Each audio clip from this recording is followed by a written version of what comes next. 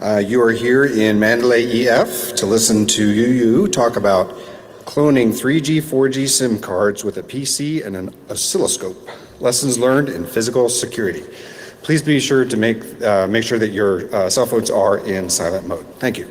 UU? Thanks for the introduction. Okay, so this is the joint work with my colleagues in China. So basically a bunch of people. So we are, my name is Yu, and this is my real name. That's true. Okay. Here are some recent updates from your American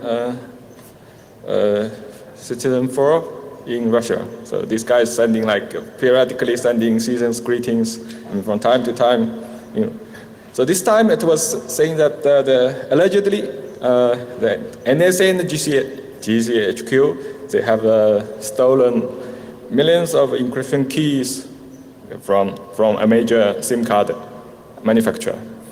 I don't know, but this kind of a compromise is serious, because the only way, you know, it's not the encryption keys, they are burned into the SIM cards. Okay, so it's not like an online app, so that basically you can just push all the updates from the internet. Okay, but since the SIM cards they're hard-burned, the encryption keys they're hard-burned, the only way to address this security compromise is just to recall every SIM card, recall and replace every SIM card. Okay, but this is not so relevant. Just the outline of my talk, I will give a very brief introduction to the different generations of mobile technologies and use SIM card security, and a very brief introduction to cryptology and the authentication protocol used in 2G, 3G, and 4G. Okay. And then I'm going to present our work using side channel attacks, and essentially, I mean, to be more precise, it was differential power analysis. Then our strategies and the results and some demos. Okay, so when talking about cellular networks, actually we have different generations. The first generation, it's already dead. It's like dinosaurs. So, but we are actually moving from 2G to 3G, and I mean, in China we are moving 2G to 3G and 4G. Starting from 2G, we are already using digital technology, so we can already have like codings to ensure like reliable transmission, and we can also use cryptographic mechanism to protect the integrity, confidentiality of all the informations. Okay, and when we migrate to the 3G and 4G, we can enjoy high-speed transmission. Okay, so what is a SIM card? So this USIM stands for Universal Subscriber Identity Module, and it's actually a smart card. So for those of you who are not so familiar with smart card, a smart card can be considered as just a computer, a mini computer in small size. I mean, it's not so powerful as a computer, but still it can do some computation such as encryption or maybe encryption, or even like ISA, AES. Okay, so what is stored inside a SIM? At first it stores a serial number, and then it stores IMSI, which is actually corresponding to the country code operator, and actually the ID number, which corresponding to the phone number. And there were some secrets. On GSM, the secret is purely the encryption key. But starting from 3G and 4G, we have more secrets. It's like actually can be up to a dozen of secrets. It will be the master encryption key and some tweak value, because tweak value it can be, and also like 10 more parameters, secret parameters. I mean, these parameters, it's all up to the operator. All these R's and C's, they can be secret, but some operator, they choose to use public values for this. Okay, so and what if the secrets are stolen, compromised? Then it will lead to at least I can clone this SIM card, and once we have encryption key, I can tap on the communication. Maybe I could also implement implanting some like Trojan horse, and I don't know. But once we clone the SIM, we can also make fraudulent calls and also breaks the one-time pass authentication. I will show you a demo at the end of this presentation. And the question is really, what kind of cryptography is implemented in USIM? So for this, I will give you a very short introduction to cryptology. It's in layman's term. Because when we talk about cryptology, it's actually a combination of cryptography and cryptanalysis. Okay, so cryptography is all about the design of crypto systems to preserve important features such as confidentiality, integrity, authenticity, and non-repudiation. And cryptanalysis, it's the other way around, is to break the crypto systems. Okay, and there are many ways to break a crypto system, such as we can take this, for example. So think of this crypto system as a function, a keyed function. So there will be some unknowns, and we can observe input and output pairs. Okay, it's we can observe as many as we want. Then we can systematically write them as a system of equations, and the job is just to solve this equation and to recover the secrets. Okay, so that happens. This is the classic type of cryptanalysis, and more recently we are doing more things more advanced because a crypto system is physical. It's leaking more than the input and output. It could be power consumption. It could be electronic magnetic emission. Okay, so and we are living in a physical world, so we can actually do attacks more advanced, which is what we do. Okay, so and what kind of cryptography is actually implemented on USIM? It's essentially authentication plus key agreement. So authentication, by definition, it's a process that ensures and confirms a user's identity. For example, so we have two parties, Alice and Bob. They share some secrets. Okay, and Alice and Bob want to authenticate Alice. So Alice will say, "Hello, I'm Alice," but Bob will not just believe her because he's saying so. Okay, so Bob should test whether Alice is true, is indeed Alice or not. So he will send some nonce, some random values to Alice, and Alice, since they both share the secret key, Alice can compute the encrypted form of this random nonce. Okay, then send back this response to Bob. Since Bob also has this key, so Bob can do exactly the same computation and verify whether Alice is true or not, and it's the one he claimed or not. Okay, so this is the authentication and key agreement. Here, the key agreement, I don't agree with this term because in cryptography, when we say key agreement, we usually refers to the Diffie-Hellman type of protocol where two parties they agree on some encryption key from scratch. But here it's like we already have share some secret key, a secret master key, and then we derive some session key. But this terminology just doesn't make much difference. So we can just build this key agreement just on top of this protocol. So it's kind of another encryption of R+1, for example, and the encrypted value will be the session key. Okay, then everything afterwards, the communication can be just encrypted under this session key. And you know that the GSM actually is just this kind of authentication and a key agreement protocol, and it cannot be any worse because they implemented this algorithm we call comp 128-1, which is fundamentally flawed. So the underlying primitive is fundamentally flawed, and the protocol is also flawed in the sense that it's only one-way authentication.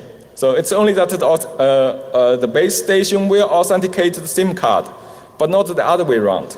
Okay, so that means it is subject to spoofing base station attacks. Okay, and what's more is that this kind of SIM cards is also, a GSM SIM card might also be vulnerable to side channel attacks. Okay, there are some works in the literature. Okay, and let's see what's the security improvements of the 2G and 3G over, 3G and 4G over 2G. As we can see now, starting from 3G, we are now using AES, the Advanced Encryption Standard, which is mathematically secure. It is standard by the NIST. Okay, and the authentication is now mutual. Okay, that means it's not only that the base station will authenticate the SIM card, and the SIM card will also authenticate the base station. Okay. Also, now 3G and 4G, there were still a dozen of secrets, but then we will have this question: does more secrets implies better security? Okay, so let's see. So we are going to answer this question: is this 3G and 4G SIM authentication physically secure? Let's take a look at this 3G and 4G AKA protocol. Actually, there are some difference between 3G and 4G, but the difference are not security relevant. So here I just omitted the details of the difference. Okay, and we can see here actually at the SIM card side and authentication center side, and they actually perform essentially the same computation. Okay, and they will do mutual authentication. Okay. And taking closer look, and this is what we are. So this happens on the SIM card, and this happens on the base station, and we will only focus on this part, the left part. Okay, and what are the secrets stored in the USIM? I can show you. We have the master key, and we have the secret tick value, and we all have all these parameters, secret parameters, and these values in the parentheses, they are optional. Okay, some operators they choose to make it public, and some use secret ones. Okay, then how to recover them? The strategy is nothing new. It's just a divide and conquer. By the way, this is French. I'm not sure, but it's just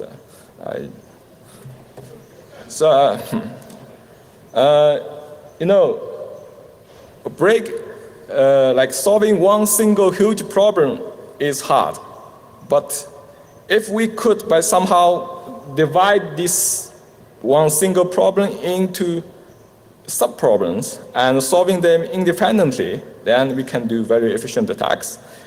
Like in this case, if we could do like this guy, if we could work on every digit independently and recover them independently and then combine, then it will lead to very efficient attacks. Okay, this is the classic strategy. And our job is just following this strategy, and we will recover all these secrets. I mean, K, O, P, C, and all these R's and C's, one at a time using power analysis. Okay, and for these values, we will just do a standard differential power analysis. And for the rest, so-called the rotational parameters, we will do a very simple correlation power analysis. Okay, now, let me give you a very brief introduction to side channel attacks as well.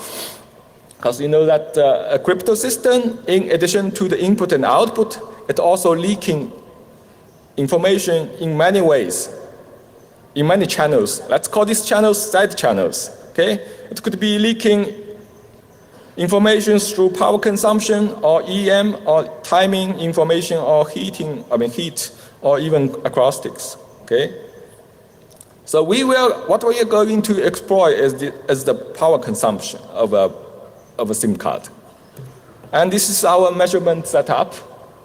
So we will have by the way, this is our homemade power recorder. So we have a SIM card reader, and we also have some circuits to measure the power consumption of this SIM card. So we will give the SIM card power supply, and we will measure the power consumption at the same time using this oscilloscope. Okay, Then we also use this PC to do signal processing of this capture the power consumptions, and we also do the cryptanalysis on this PC.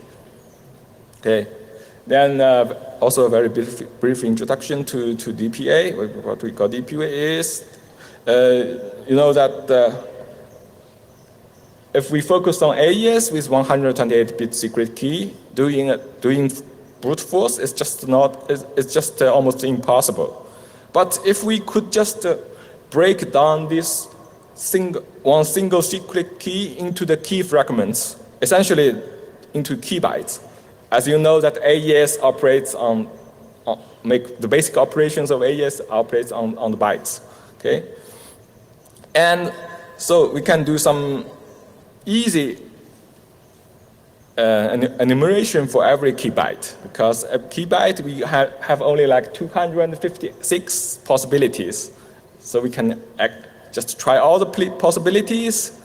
So the upper part is what happens in practice. So we have this device and we do a measurement, we get all the traces, power traces. And this is what happens in the hypothetical world.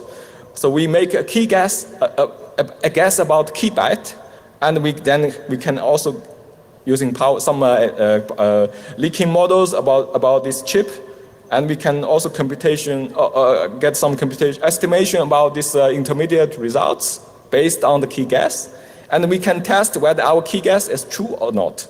Okay, so that's what we call hypothesis testing. And more importantly, we can work on this key byte independently. Okay, we do that independently and then we combine. Okay, so this here's a more detailed, but still high level introduction. So let's say we make a key guess. Then based on this key guess, we can tabulate all the possible results, all the values of this. All the values of the intermediate result and all the power consumptions. The right part, this is real, and this part is a hypothetical based on the key guess. Okay, so every row will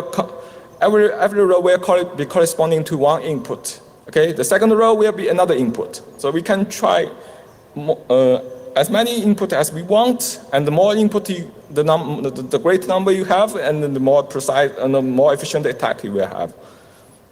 Okay. Then we can calculate the values, the values between these hypothetical value, intermediate values, and the power consumptions. Okay, we can compute their correlation. If we could find some peaks during this correlation trace, then we can confirm that the guess about this key byte is correct. Otherwise, if the key byte is wrong, then it's pretty much like a white noise. Okay. Okay, then. Where to attack? You know, this is the flow of all this computation, a part of this computation. So we attack here to get these two values, K and the tweak value, OPC, and we attack here to get the rotational value, okay, and we are doing this many times. So I will give introduction to the first two attacks. And all the rest, they are just likewise. Okay. First of all, we collect the power trace. Okay. Then we just identify the segment of interest using, we call this in simple power analysis. Then we just zoom in. Okay. So as we can see, these parts, they just corresponding to the first round of AES. Then. You know that when we do a DPA, we recover the secret key from the encryption of this random value, and here this random number, the IND is public. But the challenge is here we have two secrets, right? We have the tweak value and we also have the encryption key. Okay, so how to adapt the standard DPA to handle this situation, which is some challenge. Okay, so then we just if we look into this box, the encryption of AES, actually know that AES doing this manual round of iterations. First of all, it will XOR this input with the master key and do the first round computation, and then XOR it with the master key of the second, the round key, the second round key, and do another second round operation. Okay, so if taking an equivalent view, we can just absorb this OPC into this box. Okay, so they're equivalent because by the linearity of XOR, we can just write here. We just write K XOR with OPC instead of K. Okay. So then we can attack the first round of AES. Here, the trick is just to reveal that we use another key prime, which is the XOR between K and OPC, and we can get the XOR sum of these two values. Okay, then we attack the second round to recover the second round key, and in AES 128, the second round, the round keys and the master keys, they are invertible from each other. Okay, so by doing these two round attacks, we can recover both K and OPC. Okay. Then the next challenge is to recover the rotational parameters. So if you look back, you can see here. So we are going to attack this part, right? Actually, by the time we get to this point, so this value is already known on the line. The value on the line is already known. Just this R2 is unknown. And we can write this R2 as a multiple of 8 plus some residue. Okay? And we were going to attack recover I and J sequentially and independently. Okay? First we will try to recover J. And here in this case, I is not relevant because I is just I times 8. So even if regardless the value of I, all the bytes they are the same. It's just permutations, right? Because the bytes, but not the number of bits in the byte is 8. So if we attack this part, assuming that this I is 0 without loss of generality. Okay. So we just try different guesses about J and do a hypothesis testing. Okay, so we guess J is 1, and we write all the resulting bytes and correlated the first byte, for example, to the trace. Okay. And next, we are going to recover I. And this time, as I said, once we get J, all these resulting bytes, they are just the permutations, a right shift permutation, right? So we can just correlate all the bytes to the traces and observe the sequence of correlations on the time axis, okay? Because I is essentially the number of bytes shifted in the time axis. No, because I is just R2 is just a 8 multiple for I. So in this way, we can recover J and I sequentially and combine to get R2. Okay, so that's pretty much the technical part of our results. Okay, so we tried this. We succeeded on 8 SIM cards. They are from different operators and manufacturers, but here they are anonymized. To keep this presentation purely technical.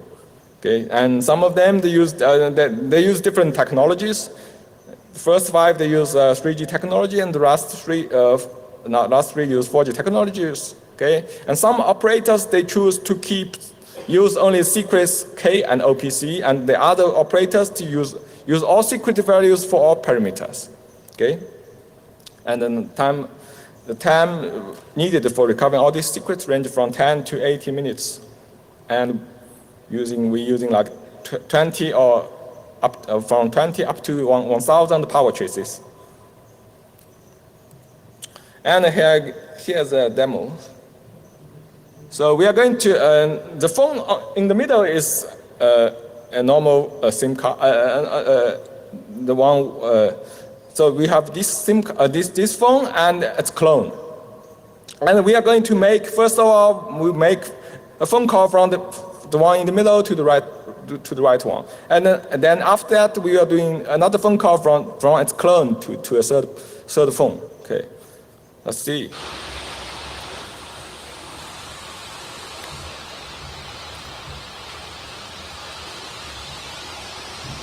So this phone will be ringing, and the third number. So you see the number, and if we change to another phone, I mean, if we switch to its clone and dial the same number, this one,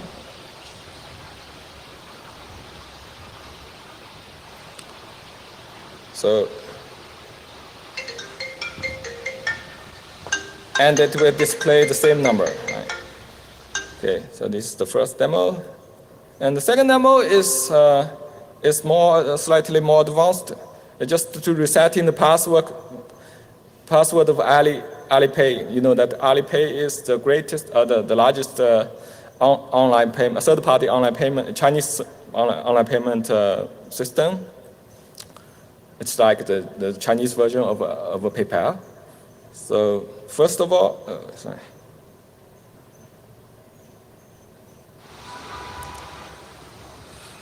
So on this phone, we can just log in to this app normally, right? Without any problem. If you are a legitimate user, you can, and you have password, you can just log in. Right? And the user ID is the phone number. And on this clone, on the clone of this phone, if you don't know number, you can always request. I mean, you say, "Hey, I don't know number, but I forgot. I forgot the password, and please send me the OTP." So, requested the OTP, sent to this phone. I send to the clone, and I just type in the OTP, and now I can already reset the password.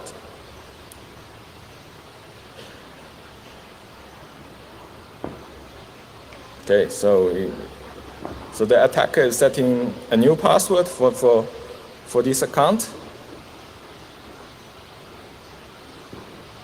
Okay, and now we can just log in to this account using the new password.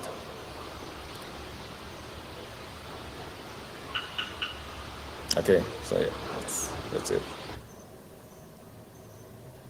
Okay, so to conclude, the lessons learned are threefold.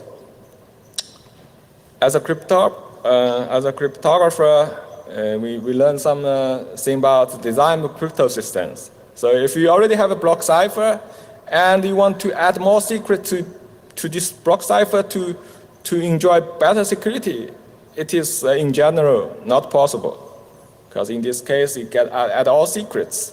It seems that the exhaustive search space seems to be enlarged, but it's not true. Right?